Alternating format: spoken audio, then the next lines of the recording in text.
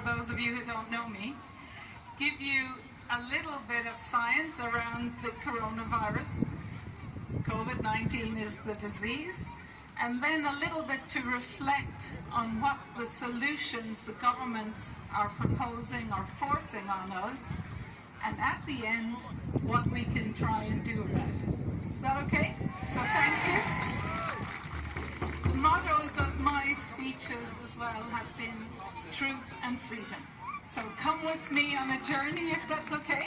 Yes! So just before we start, if it's okay, maybe you would like to just take a brief second to inhale, close your eyes, and we'll reflect just for 2 seconds on why we're here. And I'm sure, like me, I'm a scientist and a mother, that we are here for the elderly who have unnecessarily died, for the elderly, if you just close your eyes, the elderly that are on their own in care homes, locked more or less in individual rooms, not able to come out for weeks, for children who have been told to be fearful of invisible things like viruses and bacteria when there's absolutely no danger, and also to reflect on the people who are wearing the masks, because we have to bring and learn to bring them with us on the journey, because we are here because we love all those people, but they are wearing masks. They are wearing masks because they love people too, and they actually have very good qualities that we have to recognize in each and every one of them. They believe what their doctors and the teachers and the politicians and the so-called experts are saying. So when you see someone with a mask, don't be antagonistic. Don't be angry, because they actually have grown up in a world where the people that they elected spoke the truth, and they and their parents' generation went to war to fight for freedom. And they can't imagine that people who have good salaries and pensions and have been well educated and call themselves doctors and experts either know that this is nothing to be fearful of, or if they don't know, they should know. So let's just take a deep breath and come with me on a journey for truth and freedom.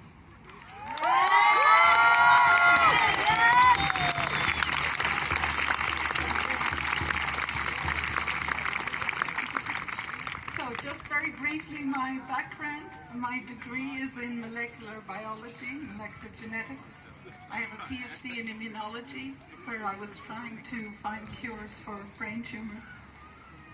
And then I went to Munich for 2 years, and then to the Max Planck Institute in Berlin in the department of Hans Lehrer, and we were involved in the Human Genome Project. And I developed a little chip that you could put thousands of proteins on it, take a drop of blood from someone, and diagnose them with an autoimmune disease. And I went on that journey because I saw in research there was a lot of time wasted. And if you could diagnose people early, they could make lifestyle changes or get better treatment, and they wouldn't have symptoms and they could live longer. And I then started a company, and we were able to develop early diagnostic tests for autoimmune disease and cancer so that people would be healthy. So my life's work is trying to make people healthy and to not be afraid of diseases, and also to say, when I say lifestyle changes, 6 of the top causes of death can be reduced by good nutrition and having access to good food and Yay!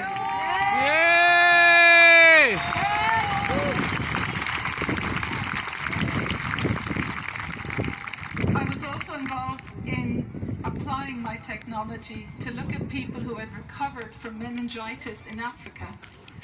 And the idea was, if you could find out the people who made antibodies to meningitis, that maybe you could find proteins that would be vaccine candidates, that those proteins could then be injected into people as vaccines, but there would be nothing not bad things that would need to stimulate the immune response, and you could have safe vaccines. So you can have safe vaccine.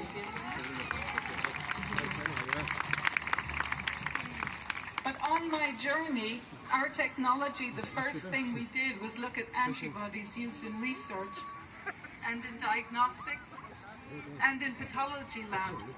And a lot of the antibodies, we were groundbreaking and verifying those antibodies against thousands of proteins. And those antibodies were not binding what the suppliers and the diagnostic companies were saying. And when we went back to them and said, can you amend the scientific record? They weren't willing to. So that started me on a journey of 20 years of trying to get the scientific community to actually correct mistakes in research. And there was very little willingness to do that.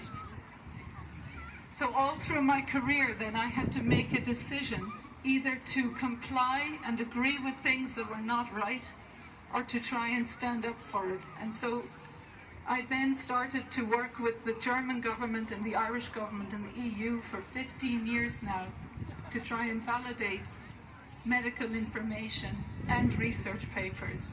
And because of the challenges and the resistance that I've seen, and a lot of the time I'm told, which is definitely true now, that my career will not be enhanced because of what I'm doing. And if you go along with things, you'll be promoted, you'll be a member of a Royal Academy, you'll get to chair more task forces, you may even be president of a university. So I have to say in the last 15 or 20 years, why we are here today is that not enough people, it's actually unbelievable within science, that not enough people are challenging it. And it goes from the governments and the funding agencies, and they know for 20 years that this is the case. So part of the learning from this is that we need to be giving 10 or 20% of research funding to validate and independently repeat the results, including from Imperial College London.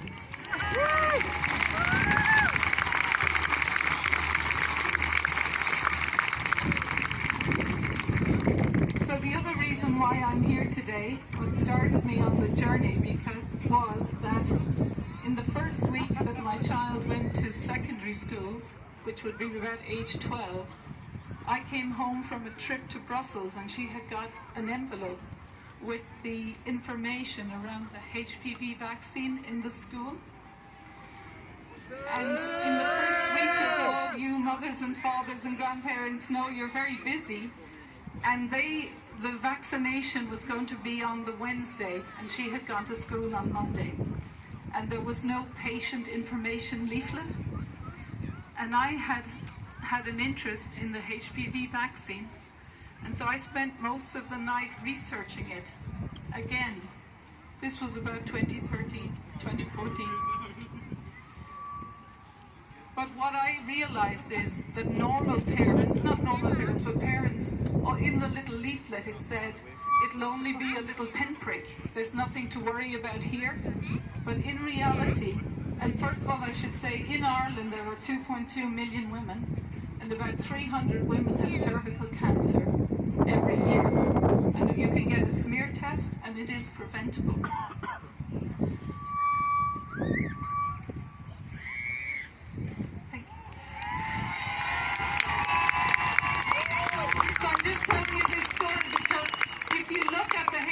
Vaccine information leaflet. So the chance of getting cervical cancer is age 50. It's 1 in 10,000 people, and it's preventable if you get a smear test.